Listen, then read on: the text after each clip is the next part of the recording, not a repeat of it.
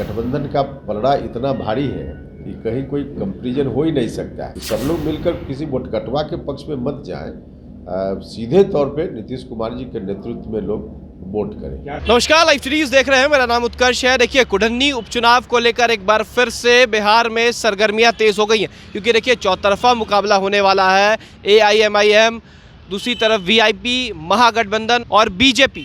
देखिए, जिस तरीके से लगातार तमाम पार्टियां जो हैं अपने उम्मीदवारों का ऐलान कर चुकी हैं, अब इसको लेकर जदयू के संसदीय बोर्ड अध्यक्ष उपेंद्र कुशवाहा ने साफ कहा है कि तमाम पार्टी अपने उम्मीदवार उतार सकती है, लेकिन जिसका जनाधार ज़्यादा है वही जीतेगा। और महागठबंधन की जीत जो है वहाँ से तय है। इतना ही नहीं, जब उनसे पूछा गया कि क्या जो B टीम की बात आप कई बार करते हैं, तो उसको लेकर भी उन्होंने साफ कहा है कि जिस तरीके से 10-12 हज़ार वोट जो है गोपालगंज में AIMIM के द्वारा काटा गया है, यहाँ पर भी यही करने की कोशिश है। क्या कुछ कह रहे हैं उपेंद्र कुशवाहा, पहले आप सुने। हाँ, तो देखिए, कोई भी पॉलिटिकल पार्टी है तो उसका हक है, स्वतंत्रता है उसकी।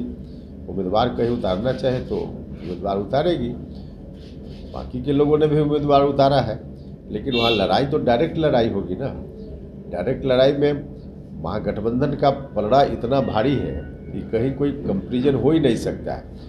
हाँ, कुछ लोग अगर उम्मीदवार हो गए हैं इस मकसद से, जैसे आपने देखा गोपालगंज में AIM ने किस तरह से वोट 12,000 काटा, जिसका असर पड़ गया परिणाम पर।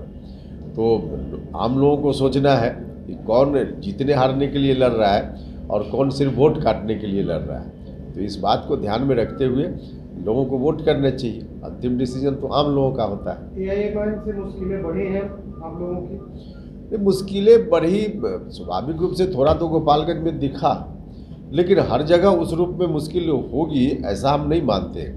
और कुढ़नी में जिस तरह से मतदाताओं का समीकरण है, उसके आधार पर महागठबंधन के सामने कोई चैलेंज नहीं है। लेकिन फिर भी एक एक वोट हमारे पक्ष में हो, अधिक से अधिक मार्जिन हो, इस बात के लिए तो आम लोगों से हम अपील करेंगे ही कि सब लोग मिलकर किसी वोटकटवा के पक्ष में मत जाएं, सीधे तौर पे नीतीश कुमार जी के नेतृत्व में लोग वोट करें। क्या तैयारी है सरकार का? तैयारी जनता के बीच जाना है, लोगों के बीच जा करके लोगों से अपनी बात कहनी है और कन्फ्यूजन पैदा करने की कोशिश कहीं से हो रही है, उस कन्फ्यूजन को दूर करना है। स्वाभाविक रूप से जब लोगों के बीच कन्फ्यूजन कम से कम होगा तो महागठबंधन के पक्ष में ज़्यादा से ज़्यादा मतदान होगा। तो हमने कहा कि कोई पॉलिटिकल पार्टी है, स्वतंत्रता है ना उसकी, चुनाव लड़े, उसमें क्या दिक्कत है। जो सर गोपालगंज में AIMIM के द्वारा वोट काटा गया, क्या लग रहा है मुकेश सहनी कुढ़नी में यही काम करेंगे? देखिए, हम कोई अलग से स्पेसिफिक किसी पर नहीं कहेंगे, हम जनरल कहेंगे कि आम मतदाताओं को सिर्फ और सिर्फ देखना चाहिए कि क्यों हम वोट कर रहे हैं। और वोट करने के लिए डेवलपमेंट का काम है, नीतीश कुमार जी का नेतृत्व है, समाज के सभी वर्ग को लेकर के नीतीश जी चल रहे हैं, तो उसके आधार पर लोगों को मतदान करना चाहिए। बाकी कोई पार्टी जा रही है तो जाएगी। नीतीश कुमार प्रचार में जाएंगे? देखिए, चुनाव प्रचार में तो नीतीश जी जाते ही रहे हैं। उपचुनाव में, अभी जो उपचुनाव हुआ था उसमें तबीयत नहीं ठीक थी उनकी, तो उस कारण से नहीं गए।